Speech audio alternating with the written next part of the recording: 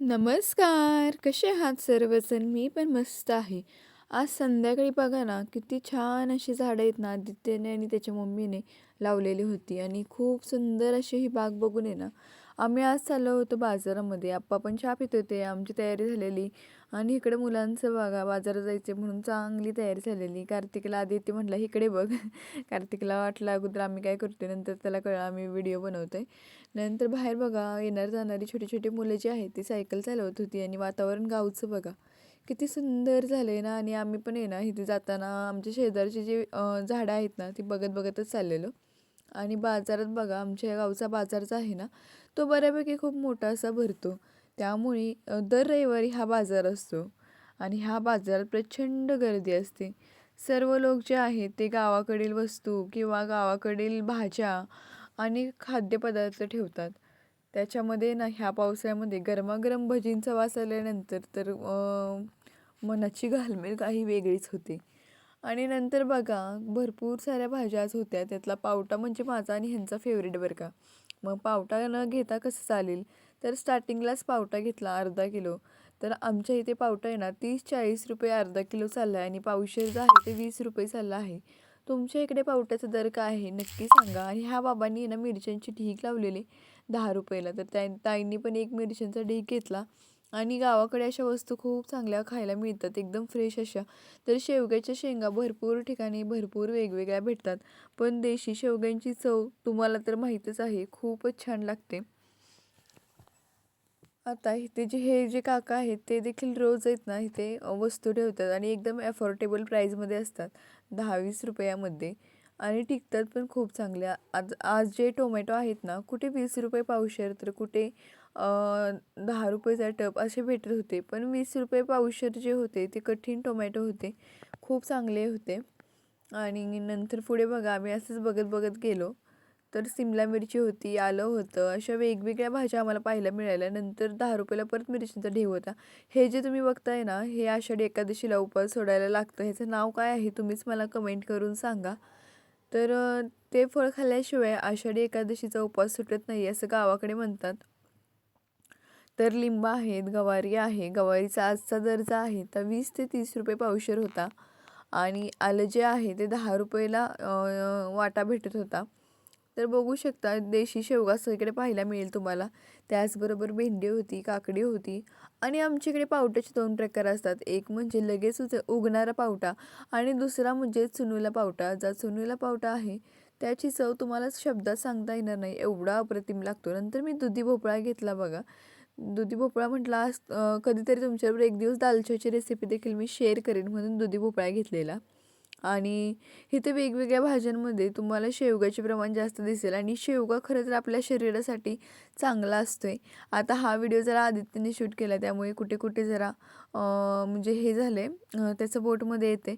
पण असो त्याने खूप छान व्हिडिओ शूट केला आहे, कारण पहिल्याच ह्याच्यामध्ये त्याने एवढा सुंदर व्हिडिओ शूट केला आहे. आणि नंतर तुम्ही बघू शकता की असे वेगवेगळे सामान जे आहेत ते पण माणसांनी ठेवलेले. तर इथे बघा शेवटी मी टोमॅटो घेतले, कारण टोमॅटो प्रत्येक कालवणामध्ये लागतातच आम्हाला. तर इथे जे टोमॅटो आहेत ते पहिल्यांदा 20 रुपये पावशेर सांगितले, नंतर त्यांनी 20चे अर्धा किलो दिले म्हणजे 10 रुपये पावशेर टोमॅटो पडले.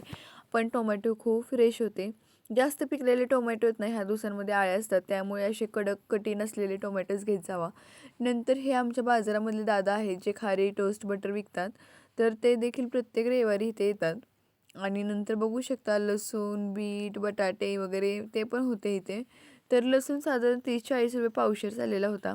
आणि इथले जे काका आहेत ना यांच्याकडून मी दरवेळेस आहे ना एक ना एक तरी गोष्ट घेत असते. आणि मागच्या रविवारी यांच्याकडे माझे 10 रुपये राहिलेले, तर मी त्यांना मागताच ते लगेच देत होते. पण परत म्हटलं नाही राहू द्या, 2 चमचेच घेते. तर 10 रुपयाचे छोटेवाले चमचे जे असतात ना हळद मिठातले, ते 10ला ह्यांनी मला 2 दिले आणि म्हटले शूटिंग करताय का, माझं पण शूटिंग घ्या.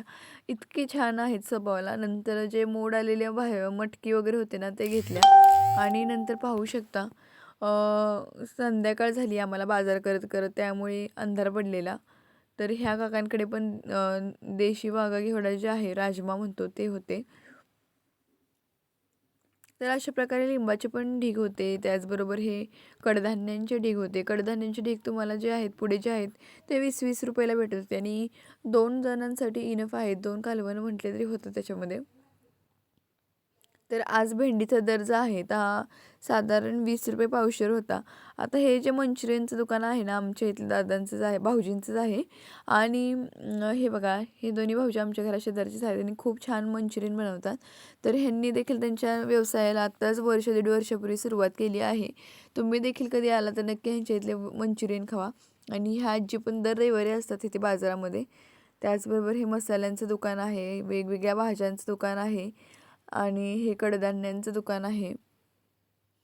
तर आदित्यला इथे ना जय भारत म्हणून हॉटेल आहे भाऊजींचं, तिथला व्हिडिओ करायला लावलेला. खरं आदित्य विसरून गेला असेल, त्यामुळे तिथला व्हिडिओ तुमच्याबरोबर मी शेअर केला नाही.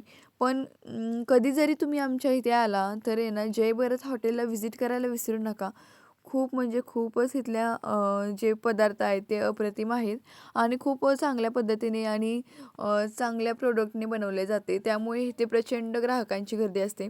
आणि हे जे काका आहेत हे देखील दर रविवारी इथे असतात आणि मी दर रविवारी त्यांच्याकडून बटर टोस्ट किंवा पाव वगैरे घेत असते. नंतर ह्या म्हणजे आमच्या फेवरेट काकी बरं का, कारण दर रविवारी इथूनच आम्ही मासे घेत असतो. आणि काकी मला म्हणत होत्या की मागच्या रविवारी आहे ना, तुझे मिस्टर पण इथे आलेले आणि म्हणत होते की आमची बायको दर रविवारी इथून मासे घेते आणि त्यांनी पण इथून मासे नेले. तर ह्यांचा स्वभाव पण खूप छान आहे आणि वेगवेगळ्या प्रकारचे मासे जे आहेत त्या आणत असतात आणि ह्यांच्याकडचे मासे पण फ्रेश असतात. तर तुम्ही देखील ह्यांच्याकडून मासे घेऊ शकता. आणि हे माळवे ॲग्रोटेक म्हणून जे आहे ते आमच्या गावातीलच म्हणजे औषधांचं वगैरे दुकान आहे, रानातल्या फवारणीचं वगैरे. तर त्यांनी ब्रँडिंगसाठी आता नवीन ह्या पिशव्या आणलेल्या. तर पिशव्या ह्याच बाजाराला मी घेऊन गेलेली.